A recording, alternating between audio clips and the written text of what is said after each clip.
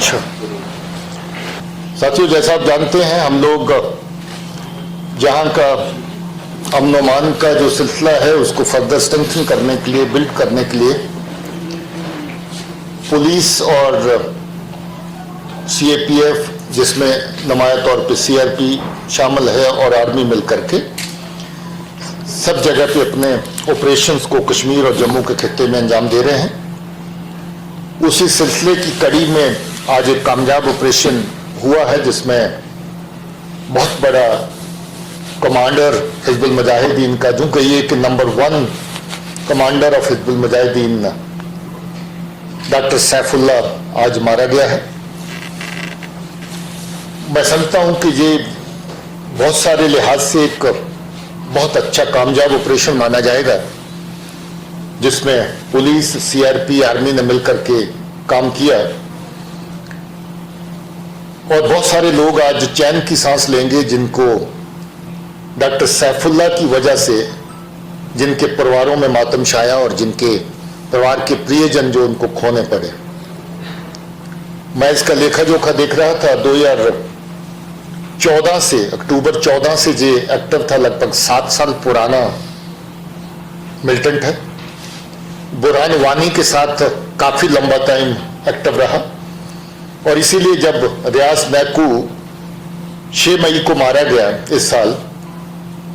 तो उस वक्त इसी पे नजर पड़ी जो सबसे पुराने विंटर्स का टेररिस्ट जहां पर है, और ये कमांड लेने से पहले भी बड़ा खूंखार आतंकियों की लिस्ट में शामिल था। इसने बहुत सारे लोगों को, बेगुनाह लोगों को मारा। उसमें 3 पुलिस वाले हैं जिनको इसने मारा, और 2 जब ट्रक ड्राइवर्स के ऊपर एब्रोगेशन के बाद हमले हुए थे, तो 2 ट्रक ड्राइवर और उसका कंडक्टर जो है, 2 लोग मारे गए थे, उसमें भी इसका हाथ था। एक सरपंच पे हाल ही में कुलगाम में जब अटैक हुआ था, जो जख्मी हुआ था, बच गया, उसमें भी इसी का हाथ था।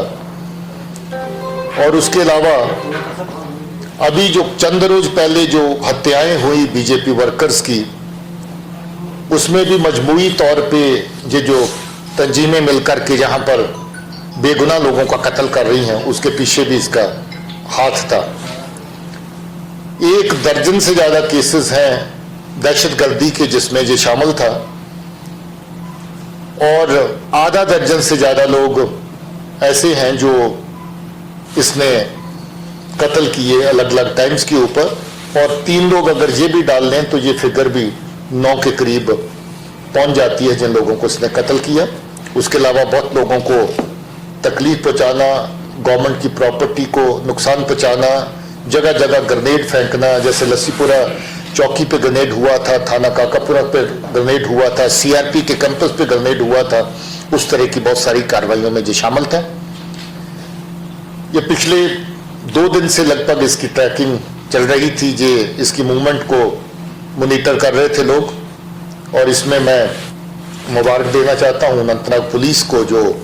पिछले 2 दिन से इसको ट्रैक करते करते जहां तक इनकी ट्रैकिंग का सिलसिला जब पहुंचा,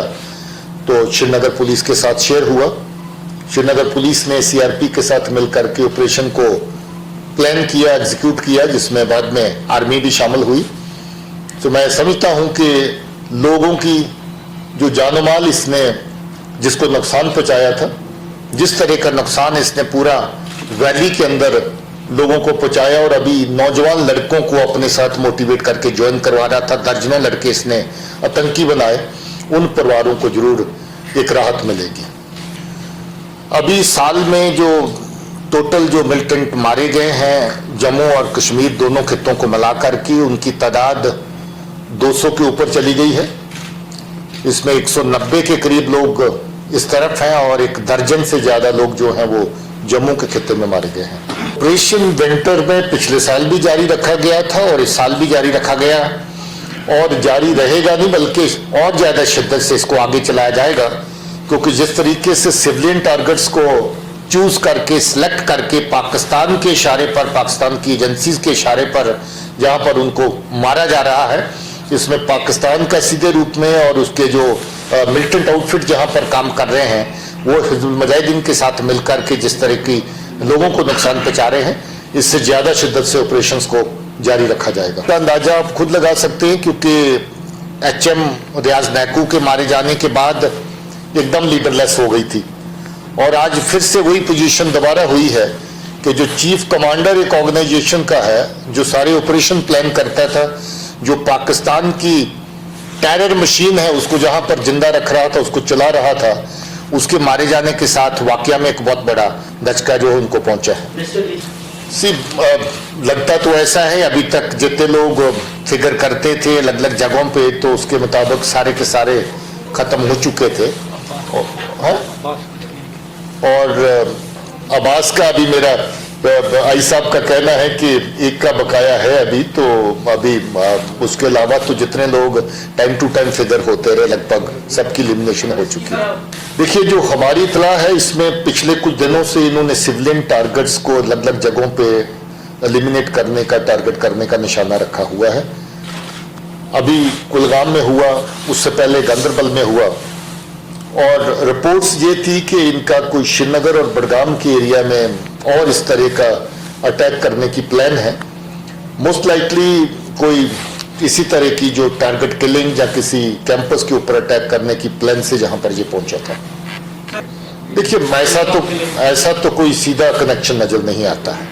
सर, अगर हम कहें कि जो ये एरिया है सिक्योर है, तो हम कह सकते हैं कि एक बड़ा जो प्लान हो सकता है वो विफल बनाया गया सुरक्षा। पॉसिबिलिटी रूल आउट नहीं होती, क्योंकि ये लोग जब भी श्रीनगर की तरफ आते हैं, नौगाम की तरफ आते हैं, बाईपास के एरिया पे आते हैं, तो कोई ना कोई टारगेट, कोई ना कोई मिशन इनका रहता है। अभी भी इत्तला के मुताबिक कोई इस तरह का मिशन इनका किसी सिविलियन टारगेट को या कोई सिक्योरिटी फोर्सेस के टारगेट को हिट करने का था। उसकी डिटेल्स अभी कॉन्फिडेंशियल रखी गई है,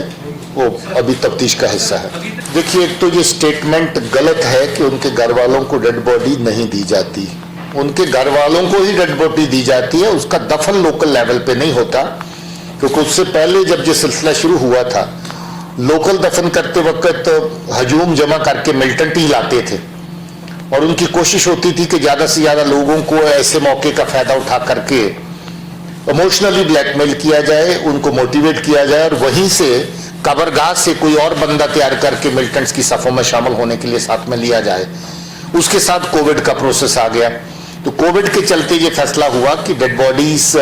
को हैंडओवर करने से अगर बहुत बड़ी तादाद में गैदरिंग्स होती हैं तो उनको डिस्कस करने का यही एक तरीका है कि घर वाले तो शामिल हों, जैसे कोविड के प्रोटोकॉल्स थे, मगर घर वालों के अलावा जो लोग हैं उनको डिस्कस किया जाए। इसीलिए डेड बॉडी लोकली ना दफन करके दूसरे जिले में दफन करते थे। तो ये पार्ट एक तो मैंने आपका क्लैरिफाई कर दिया कि घर वाले होते हैं, उनकी मौजूदगी में दफन होता है, बल्कि मैजिस्ट्रेट वहां पर मौके पर खड़े होते हैं, इनके सैंपल लिए जाते हैं, हर तरह के फोटोग्राफी करी जाती है, वीडियोग्राफी करी जाती है, वो सारा रिकॉर्ड रखा जाता है।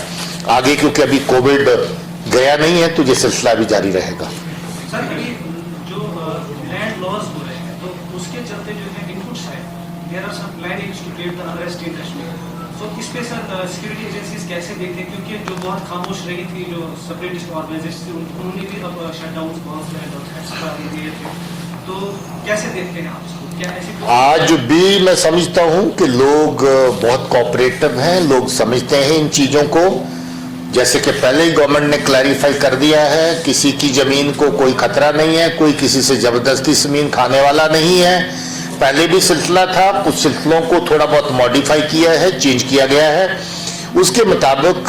जहां पर जो कमर्शियल या बाकी एक्टिविटी चलती थी उसको और पुश मिले। सरकार की यही नीति है कि उसमें लोग अपना और अच्छे से आकर के जो लोगों की सुविधाएं हैं, जो लोगों की सेहत से रिलेटेड इश्यूज हैं, लोगों की तरक्की से रिलेटेड इश्यूज हैं, उसको और बढ़ावा मिले। तो मुझे लगता है कि अगर लोगों को खामखा में वर्गलाने की कोशिश की जाएगी, मिसलीड करने की कोशिश की जाएगी, तो लोग इस बात को समझते हैं, बड़े अच्छे से समझते हैं,